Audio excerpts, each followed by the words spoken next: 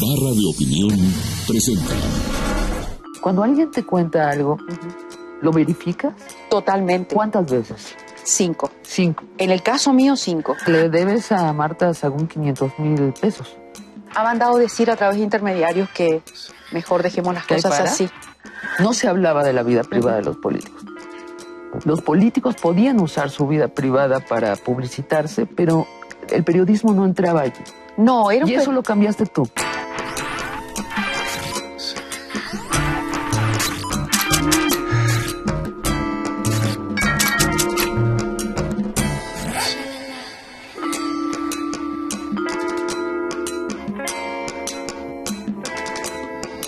Olga Warnat, polémica periodista cuyos libros han generado escándalos que han movilizado a los congresos en México y Argentina. Bienvenida, Olga. Gracias. La verdad que es un placer estar acá. Después de tantos meses de invitaciones, de idas y vueltas, pero por fin. ¿Dónde naciste, Olga? Nací en una provincia que está muy al norte de la Argentina, una provincia muy pequeña pero muy bella, que es frontera con Brasil y Paraguay. Y por eso es que tengo esta tonada que no se sabe muy bien de dónde es, y por eso pronuncio la L y no como dicen los habitantes de la capital de Argentina, allá y demás, ¿no? Que a mí incluso, si a ustedes les choca, a mí también. ¿Ah, sí? A mí también, yo también sufro ese tipo de cosas. A los 16 años te vas a Buenos Aires a estudiar en la Universidad de Abogacía. En la Universidad de La Plata. Y escribes. Es una ciudad que está a 1 hora, 45 minutos de la capital de Argentina, ¿no? Es una ciudad muy universitaria. Escribes que te sales de la universidad porque quieres salvar al mundo. ¿Qué quiere decir eso? Bueno, yo como, digamos, comencé a militar, yo tenía, el que me inicia en la militancia a mí, en la militancia política, es un novio que yo tenía, que está muerto ahora, fue mi primer novio. Él era un militante, él era un guerrillero, o sea, él era guerrillero. ¿Montonero? No, del Ejército Revolucionario del Pueblo. Ajá. Entonces yo ingreso, él es el que me enseña a mí cuando yo tenía 15 años, poquito más de 15 años, el que me muestra toda esa, primero me ingresa en la literatura marxista, en Mao, en el Che y demás, y yo estaba como fascinada, o sea, ¿no? Yo estaba fascinada. Él escribía poesías. Era un gran tipo, la verdad que gran tipo. Lo mataron en el diciembre del 75, casi comenzando el 76. ¿Eran novios todavía? Hacía poco tiempo que nos habíamos visto y no, fíjate que no. Teníamos mucha relación y mucho contacto, pero no, porque yo en ese entonces ya no era, digamos, marxista, sino que estaba militando en Montoneros. Sí, explícanos eso. Entras a Montoneros. ¿Qué hacía Montoneros en ese momento? En ese momento, Montoneros, yo ingresé primero a las organizaciones de superficie de Montoneros, que Montoneros tenía unas organizaciones de superficie que eran la Juventud Universitaria Peronista, en la escuela secundaria, en la secundaria o en la prepa era la Unión de Estudiantes Secundarios, y distintas agrupaciones, ¿no? Para mujeres era la agrupación Evita, la Juventud Peronista era para los barrios, o sea, tenía como varios brazos, ¿no? Y tenía un brazo clandestino. Y tenía un brazo, un aparato clandestino, y no tan clandestino, porque también podías ser de superficie y ser montonero, y podías ser de superficie y no ser montonero, digamos, no participar de la lucha armada, ¿no? ¿Y tú te sumerges en la clandestinidad?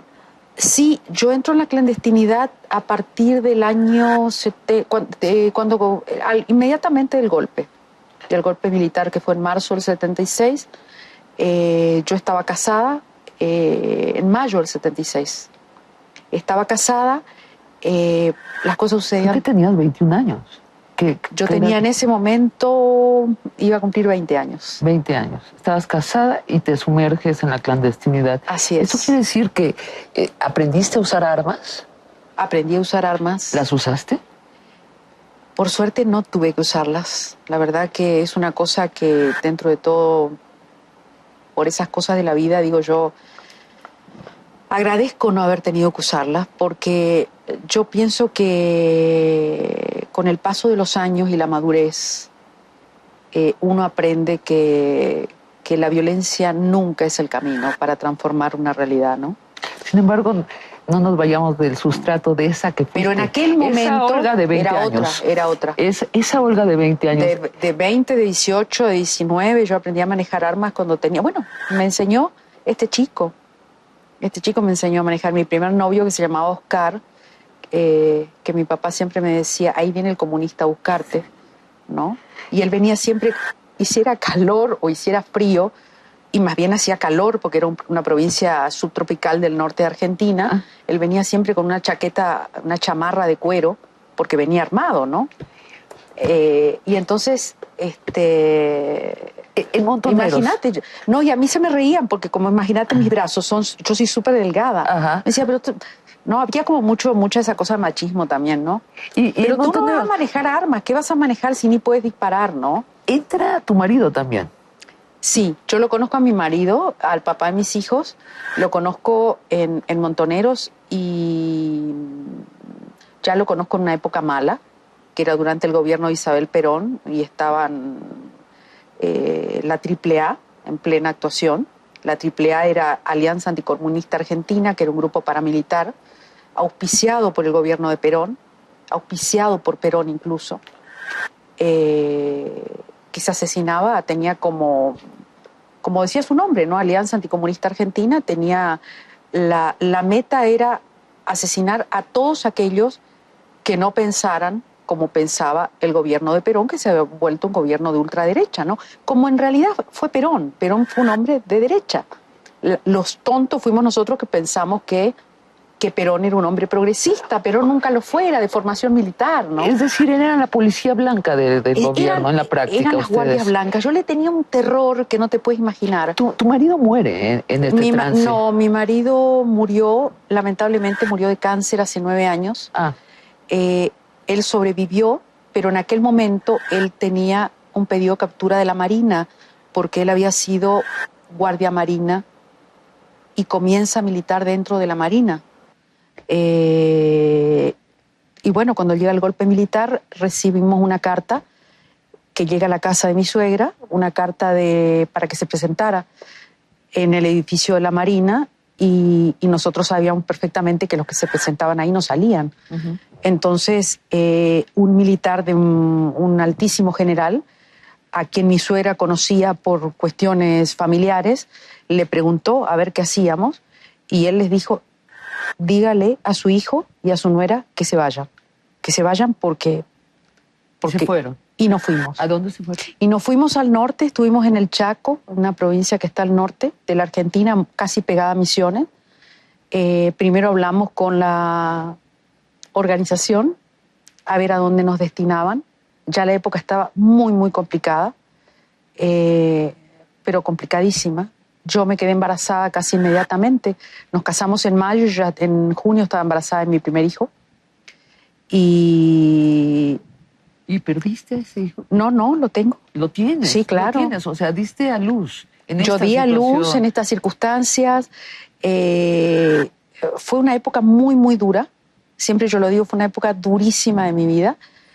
Yo realmente, te lo digo con toda honestidad, fue la época de mayor soledad, además, porque no podías, primero que no podías hablar con nadie, ¿no? Es el tema del no poder hablar con un vecino, no poder hablar con nadie porque no sabías quién era quién.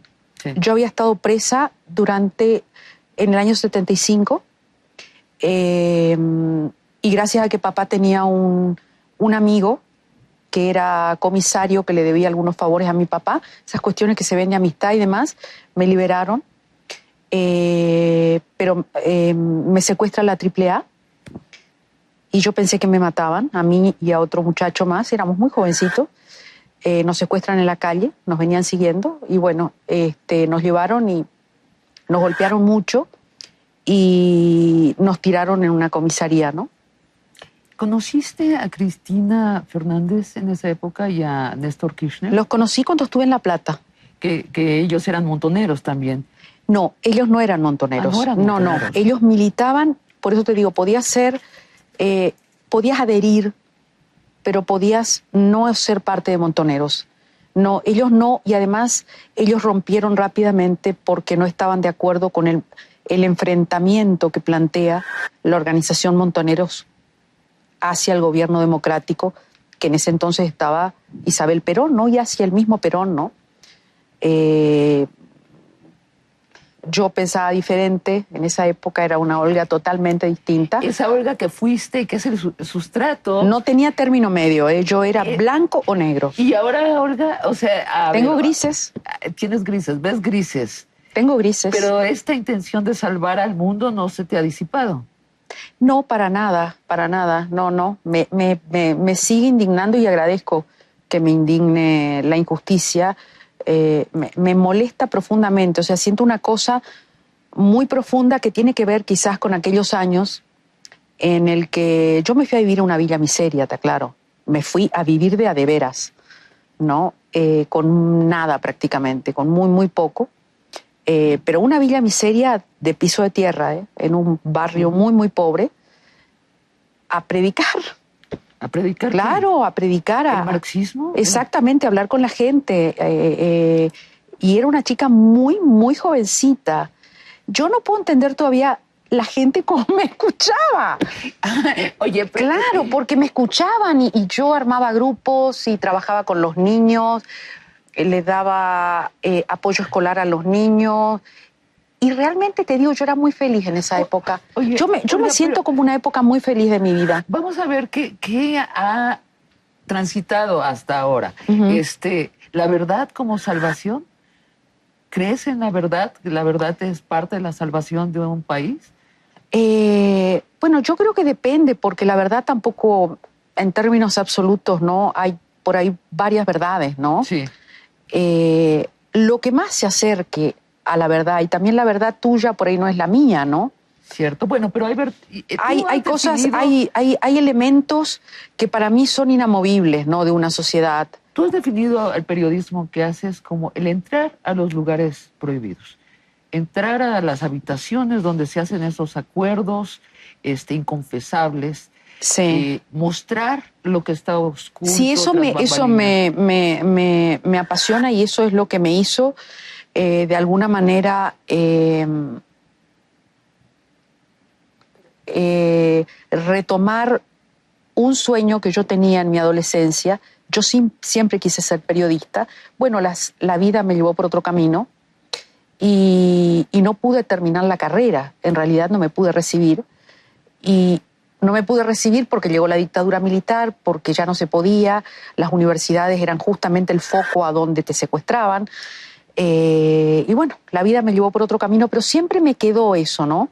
Cuando llegó la democracia en Argentina, yo dije, bueno, esta es la mía, ¿no? Y Clarkson dice que el periodismo que él hacía, consiste, lo cito textual, show the bad guys behind the scenes. O sea, mostrar a los tipos malos detrás de que escena. Están... Mostrarlos de verdad, de veras, claro, o sea, tras bambalinas. A los titiriteros, ¿no? Uh-huh. Eso es lo que haces, Olga. Yo creo que, bueno, a mí es el periodismo que me gusta. No te voy a negar que también me gusta mucho. Yo creo que todos los seres humanos tienen sus zonas oscuras, todos, ¿no? Pero los hombres del poder particularmente más. A mí lo que me llama mucho la atención es el tema de cómo una persona puede ser de una determinada manera, o puede mostrar, o puede prometer, y puede conocer, y puede venir a lo mejor de circunstancias difíciles, ¿o no? Y de golpe, al tener el poder, al sentarte en ese lugar de poder, ¿no? En donde todos te rinden pleitesía, en donde haces así y tienes, no un carro, 10 carros, uh-huh. Y la posibilidad de tener el mundo, si quieres. Y de negociar con lo que no es tuyo. De negociar con lo que no es tuyo. ¿Dónde y cuándo se quiebra ese punto, ¿no? Interno que traías, ¿no? Dicen que el poder corrompe, ¿no? Sí. Yo no trato en lo posible de no generalizar, ¿no? En lo posible trato de no generalizar, porque es cierto que seguramente deben haber políticos, hay políticos que tienen buenas intenciones, hay políticos que hacen cosas, uno no puede decir toda la política es mala. Nosotros en Argentina pasamos por una situación que recordarás, cuando era el que se vayan todos, ¿no? Sí. Y yo me fui a la plaza con mis hijos. Y después hubo todo un análisis de ese tema, porque es tan peligroso eso, que también lo vemos en España con los indignados, o sea, que se vayan todos. ¿Y entonces quién queda? Entonces, ¿quién queda, no? Es decir, yo creo que uno tiene que exigir que los que estén cumplan y exigir que se modifique la justicia, que haya mayores penas para los que se corrompen, que se modifiquen muchas cosas. Y mostrarlo, ¿no? Mostrarlo. Si no, no hay de qué hablar. No, No, es que se tiene que mostrar. Pero no les gusta, Claro, ¿cómo por qué les va a gustar? No, a mí una persona, una mujer muy poderosa, me mandó un mensaje hace poco, muy poquito, a través de mi abogado, ¿no? Ella no leyó el libro, ¿no?, que yo estoy escribiendo, y me mandó decir que no se vale que yo siempre me esté tirando contra las mujeres, ¿no? Mexicana ella. ¿Puedes decir su nombre? No, prefiero que no. ¿Por qué no? Porque prefiero que no, porque lo voy a contar en el libro. Bueno, vamos recorriendo tus libros. Es muy, muy, muy famosa ella. Me molestó mucho, me molestó ¿Pero porque... ¿Te amenazó o nada más? Que está hablando con abogados y yo digo, abogados, pero si el libro no salió, ¿cómo va a hablar con abogados? Salvo que me esté espiando y me haya hackeado mi... Bueno, no nos digas su nombre. ¿Qué puesto tiene? No, tuvo un puesto muy importante. Menem, la vida privada. Esto es 1999. Había seguido durante 3 años. No, mucho más. Eras corresponsal. Yo en ese momento trabajaba, hacía periodismo político en la revista Gente, que es una revista, digamos, muy estilo Paris Match, una revista muy antigua de Argentina. Pero yo ya seguía la campaña de Menem para la revista Interview de España, yo escribía para medios de afuera. Entonces, cuando Menem llega a la Argentina, se genera como un choque muy, muy grande, ¿no? Porque justamente no era el candidato que las encuestadoras decían que iba a ganar. Y aparece este hombre, ¿no?, envuelto en un poncho. Peronista, y que además se creía la reencarnación de un caudillo, ¿no?, que con una familia completamente disfuncional, de origen árabe, el musulmán, ¿no?, que además se cambia para poder ser presidente, porque la Constitución argentina no permitía, decía que tenía que ser católico.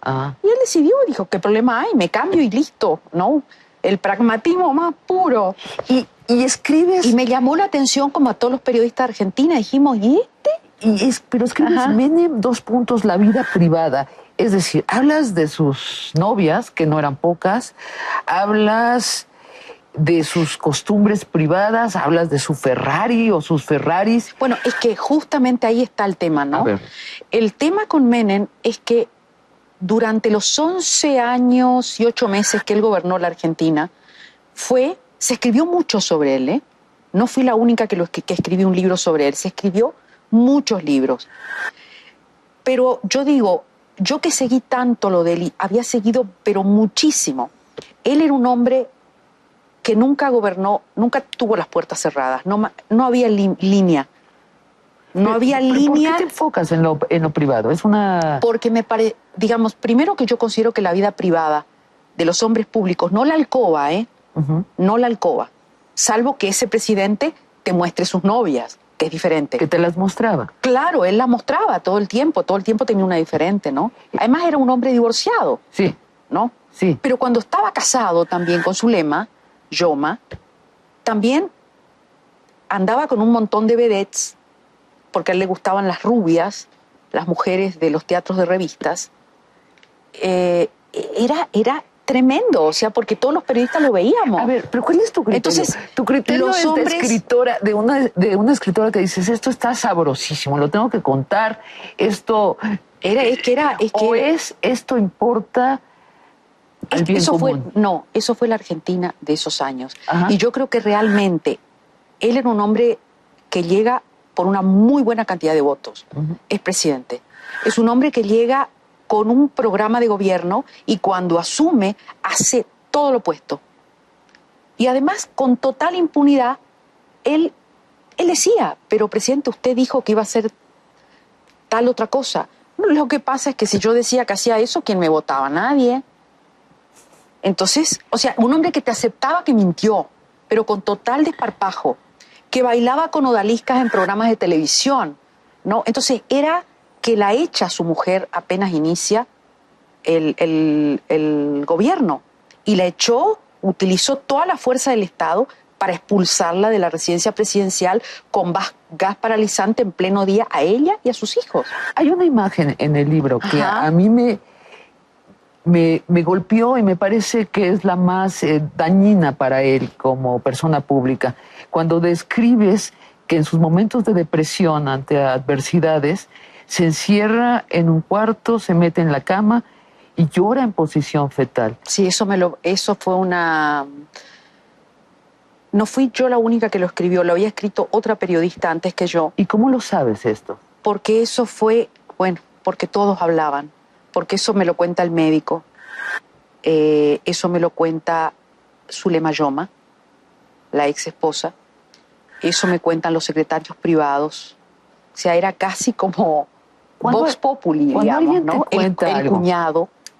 Cuando alguien te cuenta algo, ¿lo verificas? Totalmente. ¿Cuántas veces? El New York Times verifica 3 veces. 5. 5. En el caso mío, 5.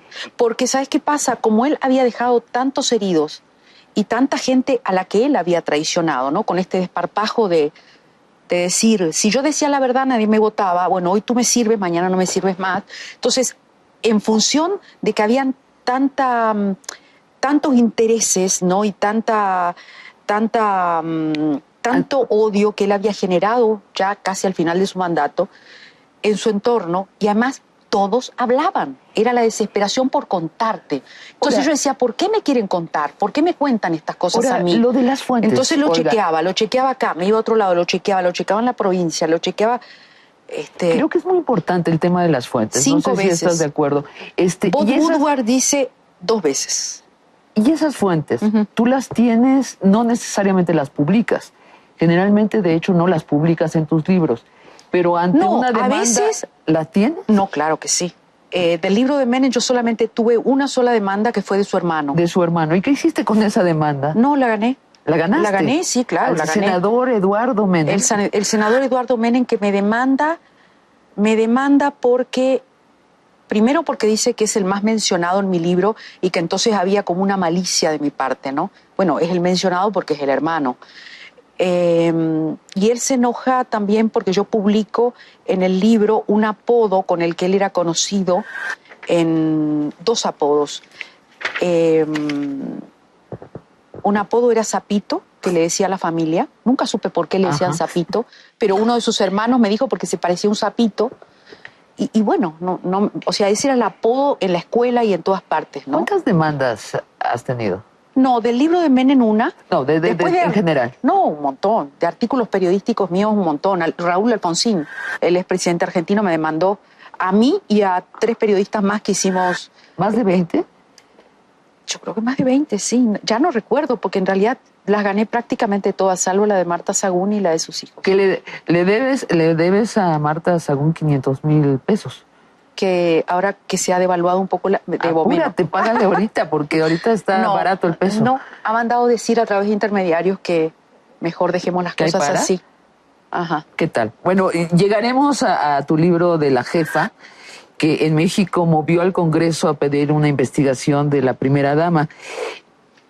En el año 2000, no penitente, ante las demandas, escribes Menem Fue mi Bolocó primer... S.A.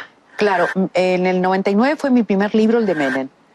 El segundo fue casi como un pedacito que faltaba, la editorial me hace la propuesta de escribir. ¿Y por y qué? yo lo tomo como una sátira, o sea, Ajá. me divertía la historia. Ajá. Me divertía la historia de un presidente septuagenario, casi octogenario, que a esa altura de su vida se enamore terminando el poder de una misma universo, ¿no? Chilena, que además era tan obvio porque él le encantaba, porque era rubia y alta, y todos sabíamos que eso no iba a durar nada, ¿no? Entonces voy a Chile, un país por otra parte tan pacato, tan conservador, ¿no? Y que tenían en ella su Lady Di, ¿no? Ella era su Lady Di hasta que se casa con Menem. Hasta que se casa con Menem, Ajá. ahí se le cayó un poco la gente como a decir, pero bueno, ¿no? Los chilenos, porque ella era su reina. Entonces, ¿no? es un libro que escribiste con, como dicen los americanos, con la lengua en el cachete, sonriéndote. Yo me divertí mucho con ese libro, me divertí mucho porque entrevisté modistas, diseñadores, exnovios de la Boloco. Además, no te olvides una cosa, ella fue coronada por Pinochet. No fue coronada, ella vuelve, ella era pinochetista. Ella estaba con Pinochet, es más, ella había sido colaboradora del ministro de Economía de Pinochet. O sea, era una muchacha, pero de una familia de ultraderecha, además con vinculaciones extrañas con los hijos de Pinochet. Entonces era toda una mezcla, era como decimos en Argentina, la Biblia del Calefón, ¿no? Nuestra Santa Madre. Ahora tu tema es la Iglesia Católica. Ajá. Documentas los abusos sexuales de Edgardo Gabriel Storni, arzobispo de la provincia de Santa Fe, y esta vez tú no tienes las consecuencias, las tiene él. Sí. A él lo llevan a juicio. Sí, él se escapa. Se escapa de Argentina. Él se escapa de Argentina. Él era el tercero de rango en la jerarquía católica de la Iglesia Argentina, un hombre muy, muy poderoso. Yo de casualidad descubro, yo estaba haciéndole la historia. A mí ese libro es un libro que particularmente a mí me gusta mucho. Para los que lo quieran leer, yo siempre digo, ahí está, en la web, en internet, está el PDF completo del libro porque lo subieron y ahí quedó. No se consigue ese libro. Y realmente a mí eso estaba realmente tan indignada. Yo lo descubro casi finalizando el libro, cuando se acercan estos chicos que ya eran hombres, ya no eran adolescentes. O sea, ¿estabas trabajando un libro sobre él? No, sobre la iglesia. Sobre la iglesia. Y voy a la provincia de Santa Fe. Y entonces un taxista que me lleva al aeropuerto me dice, uy, ¿qué viene a hacer usted por aquí? Seguramente viene a investigar algo. Sí, le digo, estoy haciendo un libro de la iglesia. Me dijo, vaya a verlo a Storni ahí, mire, tiene para contar de él. Le digo, ¿cómo? ¿Por qué lo tengo que ver? Yo iba para otra cosa. Sí. Y me dice, vaya a preguntarle, me dijo, ¿no sabe usted lo que pasa ahí en el arzobispado? Mire la cantidad de denuncias que hay. Es famoso él aquí, justamente porque se lleva a los chicos. Yo me quedé como, no era un tema que iba a tocar. No estaba en mi libro, digamos, tocar. Y vas y te regresas con Yo el eran taxi. los negocios de la iglesia y particularmente la complicidad con la dictadura, ¿no? Olga, ¿y te regresas y ahí con digo, el taxi? No. Y digo, ¿qué está pasando ahí? Y bueno, ahí comenzó, era como ni siquiera abrir una puerta. La puerta estaba abierta. ¿Y quién te lleva con los niños? No, rápidamente así.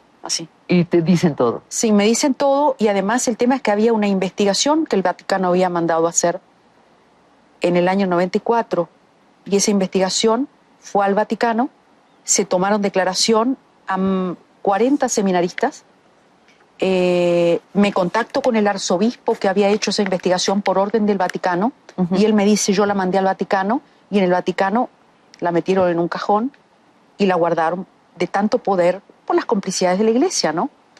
Y este hombre, por el poder además que tenía Storni.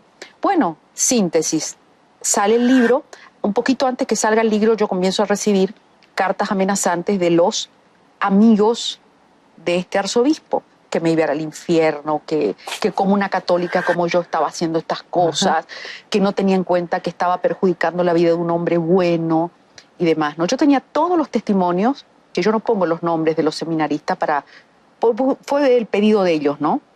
Después fueron a la televisión y fueron a la justicia a declarar, ¿no? Que no es fácil, porque decir que fuiste abusado es una cosa muy traumática.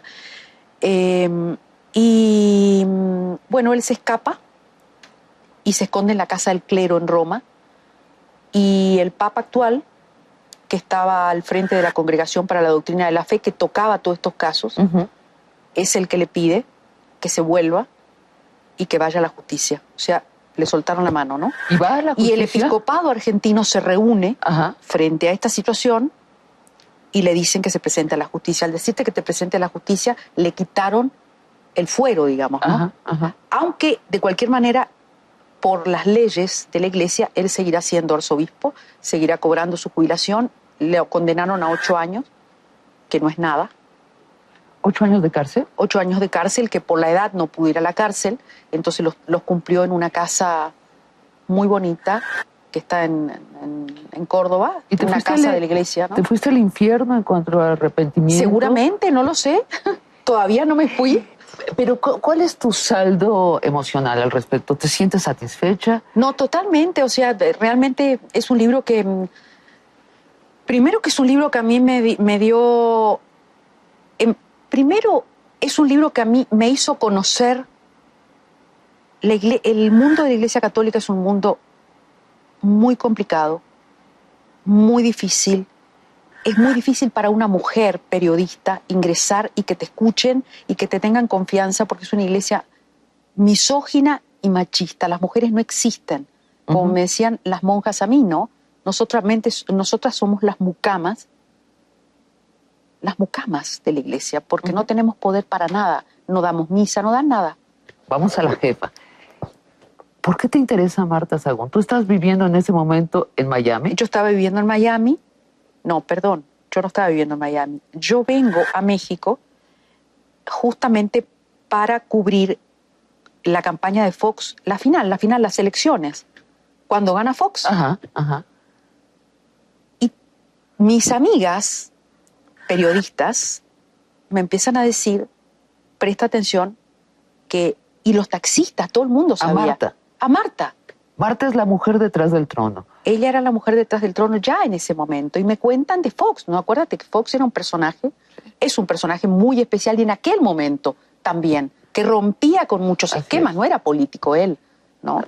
Era un hombre que llegaba divorciado, habían una serie de novias que estaban dando vueltas por ahí, que Lucía Méndez, que la exesposa, que Viviana Corcuera, que no sé qué, ¿no?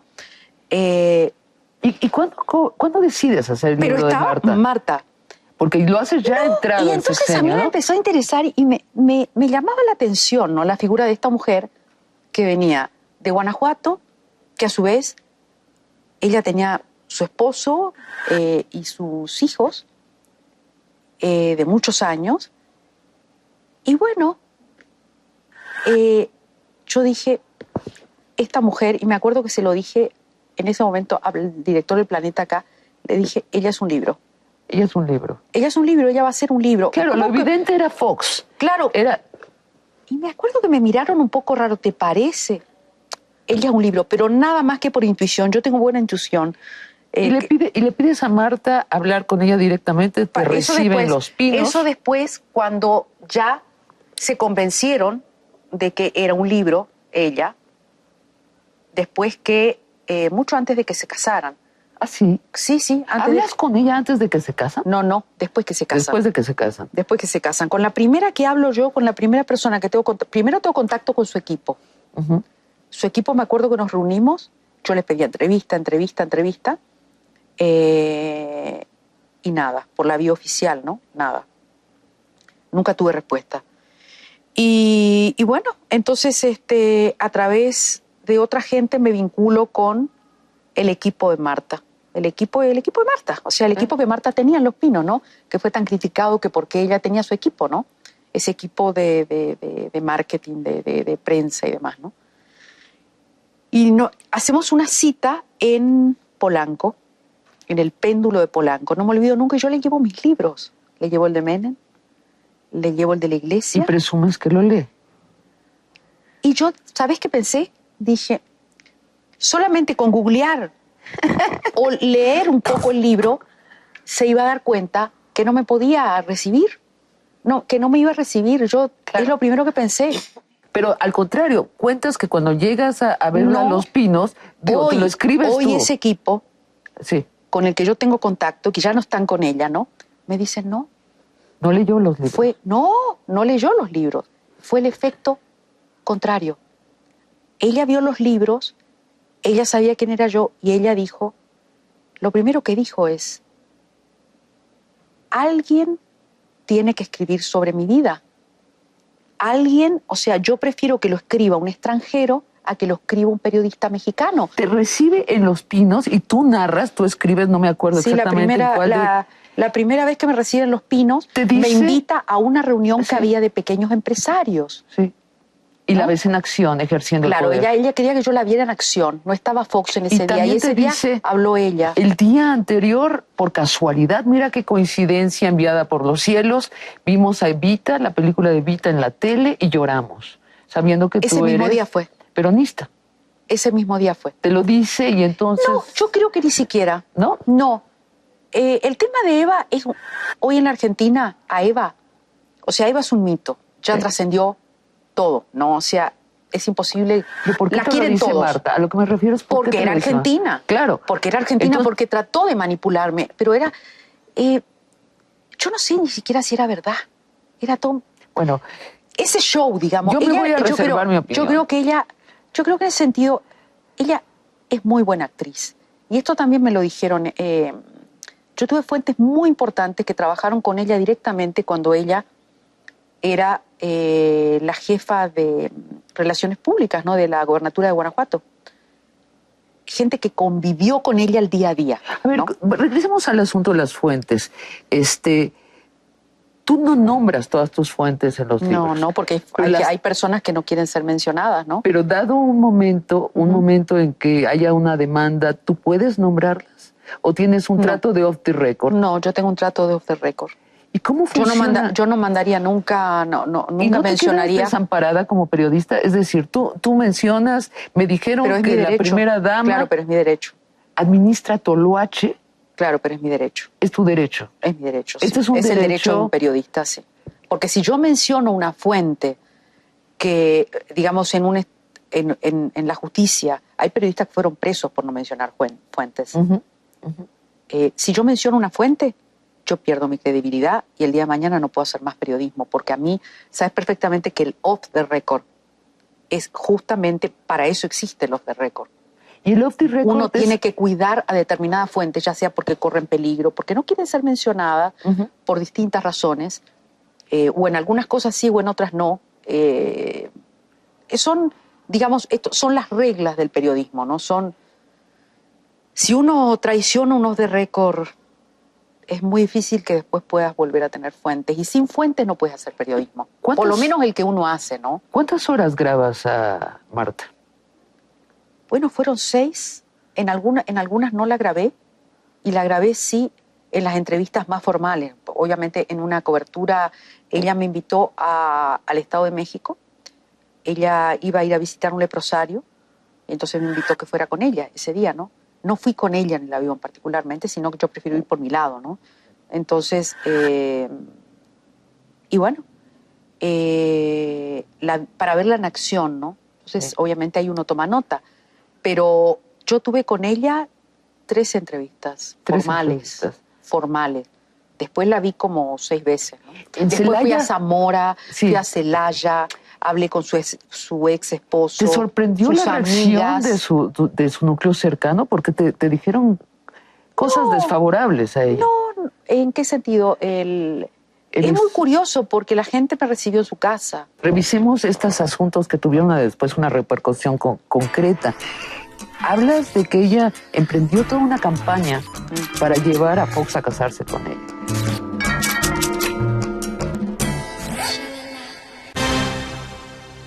Cuando Isabel despertó en su hamaca en las costas del mar de Mazatlán, una niña salvaje de pelo engreñado la miraba. Una niña que gracias al cariño y al tesón de Isabel aprenderá a hablar y a leer y a escribir, estudiará zoología en la universidad, aunque allí reprobará la mayoría de los cursos, y llegará a ser la empresaria más grande de atún del planeta y también uno de los seres vivos más raros, de la mujer que buceó dentro del corazón del mundo, de Sabina Berman. Hablas de que ella emprendió toda una campaña para llevar a Fox a casarse con ella. O sea, que movió, que hizo juntas. No, ella estaba desesperada por casarse con él. Es un rompimiento del mito del amor, digamos. Ella estaba desesperada por casarse con él. Yo en lo personal, creo que era como la historia de la Cenicienta para ella, ¿no? Realmente ser la primera dama de México. Además, primero que no se podía sostener más eso, tampoco. De que ella viviera clandestina en una cabaña sin estar casada con él. O sea, tampoco era bueno para ella, digamos, ¿no? A ella le molestó mucho que yo publicara las cartas de amor de Vicente Fox a Lilian de la Concha. Eso fue lo que... Porque cuando ella lee esas cartas, ella no estaba enterada de la historia. Y esas cartas me las da Lilian de la Concha, que son tan reveladoras de la personalidad de él. Yo cuando vi esas cartas, es como que descubrís, ¿no? Corres el velo, porque uno puede decir este hombre o este político me parece de tal o cual manera. Pero cuando uno empieza a indagar y ves esas cartas que le manda a esa mujer, en otra época de su vida, cuando no eran... digamos, cuando él no era presidente y cuando estaba en una muy mala situación económica y personal, ¿no? Esas casi poéticas, ¿no? Sí. Que muchos amigos de él se reían y me decían, eso no puede ser verdad. Ah, no manches, pero si él... Y yo decía, no, están escritas y firmadas por él. Otro asunto es el manejo... Y ella, cuando ella ve eso, que Vicente Fox a ella nunca le había escrito una cosa así. Entonces... te sale, digamos, te sale la mujer, te salen los celos, te sale... Eso fue lo que a ella más le molestó que cualquier otra cosa, ¿eh? ¿Marta quería de verdad ser presidenta de México? Bueno, es lo que me dicen todos. ¿No te lo dijo ella? No, ella no me lo dijo. México es un país muy difícil, ¿no? Suceden muchas... Tampoco estoy de acuerdo con esos que dicen México no está preparado para que lo gobierne una mujer, ¿no? Porque es un país... A mí tampoco me lo parece. Me cae está pésimo. Preparado desde hace un rato. Esa pregunta me parece pésima, pésima. No, yo creo que está preparado. Yo creo que las candidatas Además, es tan machista mujeres... esa pregunta, ¿no? No, y las candidatas mujeres obtienen votos por ser mujeres. Por supuesto, sí. De lo que pasa con el libro La Jefa en México. Con La Jefa se generó un gran escándalo porque después me explicaron a mí que era el primer libro que se escribía con alguien que estaba en el poder. Acordate que se venía del PRI, de una etapa muy larga, bueno. Y se generó mucha polémica, y qué bueno que se haya generado esa polémica, porque también yo he hablado después con los periodistas que finalmente hoy me dicen, Olga, qué bien, tenías razón, o sea, y hay muchos que me agradecen, muchos que me criticaron en aquel momento. Así es. Porque mis testimonios decían, uno no puede basarse en el testimonio de una mucama, de un chofer o de un peluquero, me parece una cosa absolutamente fuera de lugar. Al contrario, no habría periodismo muchos libros no se habrían escrito sin esos testimonios. Fíjate Estados Unidos, por ejemplo, ¿no? Bueno, y el otro asunto son tus fuentes, es decir, aparte de tus fuentes está el tema que en México era sagrada la vida privada de los políticos. No se hablaba de la vida privada de los políticos. Los políticos podían usar su vida privada para publicitarse, pero el periodismo no entraba allí. No, y eso lo cambiaste tú.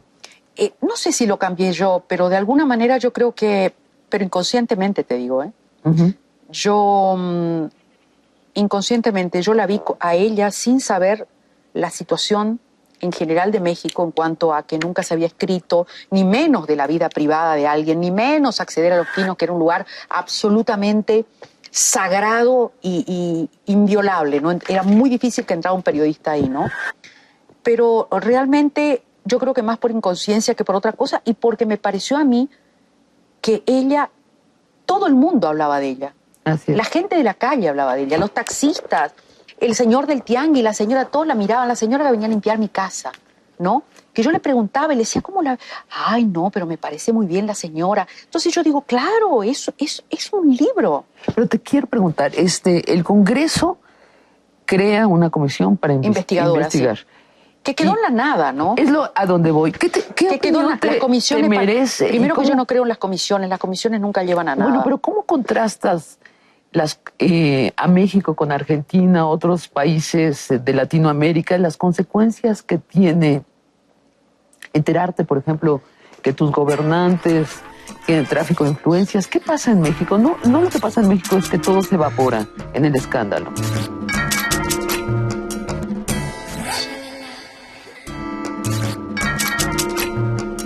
Enterarte, por ejemplo, que tus gobernantes tienen tráfico de influencias. ¿Qué pasa en México? No lo que pasa en México es que todo se evapora en el escándalo. Yo creo que cualquier periodista puede escribir sobre cualquier país, ¿no? Donde existan temáticas que pueden interesar a la gente. Pero en el caso de México, es tan fascinante, es tan difícil y es tan complejo y es todo está todo tan bajo 7 llaves todavía, ¿no? Que por más que lo cuentes y lo abras, no hay sanciones. Yo he leído libros de periodistas excelentes, muy buenos, y sin embargo, no pasa nada. No pasa nada. No pasa y sigue sin pasar nada. En el caso de la investigación Bueno, ¿qué pasó con el caso de Lidia? ¿Sí? ¿Qué pasó con el gobernador? Bueno, nada, se fue llorando y la gente aplaudiendo. Marín. Claro, Marín. ¿Y qué pasó con lo de Marta? O sea, la comisión no pasó nada. Es decir, pero también la comisión se disolvió y llegó el nuevo gobierno, se disolvió todo. Digamos que la pudo haber exonerado la comisión. El hecho es que sencillamente ni la exoneró ni la culpó. No. Fue un arreglo entre partidos. Fue un arreglo entre partidos. Tal vez a cambio de no investigar a otros políticos. ¿Qué es lo que pasa cuando se ingresa cuando se pasa de un sexenio a otro, no? O sea, no me toques esto y yo te voy a colaborar con lo que necesites. Eso un poco hay en todas partes, ¿eh? Sí. Un poco hay en todos los países de América Latina hay. Lo que pasa es que, de alguna manera, al no haber sanciones, entonces, ¿qué es lo que se genera para abajo? Se genera que la gente no crea en la justicia. Así es. Entonces, la gente no cree porque en realidad acá el único que está preso es por otras razones que todavía no sé, es el gobernador de Chiapas y el otro gobernador de Quintana Roo, pero acusado de narcotráfico, y se lo llevaron a Estados Unidos. Bueno, hay que decir que esto pasa en todas partes por la diferencia entre una democracia efectiva y una que todavía no lo es. Pero por lo menos que aquí es una norma, aquí la norma es que no pase nada, que no haya consecuencias, y en los otros lugares es una excepción, que no pase algo. Claro, pero también los jueces son cómplices. Cuando yo iba a las sesiones que yo tenía con Marta, que era un show, yo te puedo asegurar que era un show porque habían 300 periodistas afuera y yo estaba adentro con ella, ¿no? Ella estaba sentada así a mi izquierda y también con los hijos, ¿no? Después me tocó con los hijos. Todo era era como un show, ¿no? Porque yo le vi la cara al juez y le dije a mi abogado, ¿sabes qué? Yo voy a perder.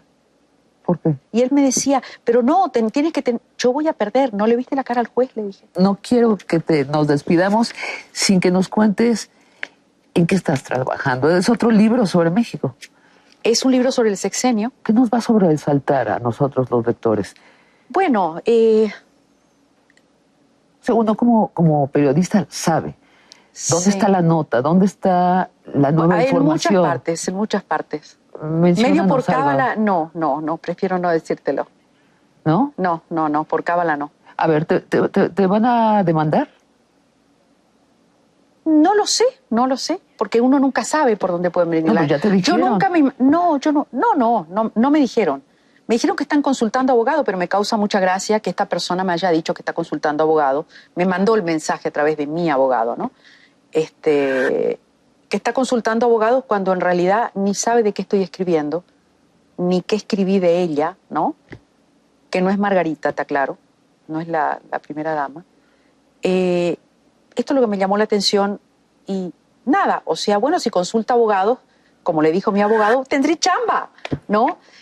Que consulte todos los abogados que quiera, pero realmente no lo sé, porque no sé nunca me imaginé, por ejemplo, que el hermano de Menem me iba a demandar. Nunca, era el personaje que menos me imaginé que me iba a demandar. ¿Cuándo sale a la venta? Sale antes de las elecciones, en enero, los primeros días de enero.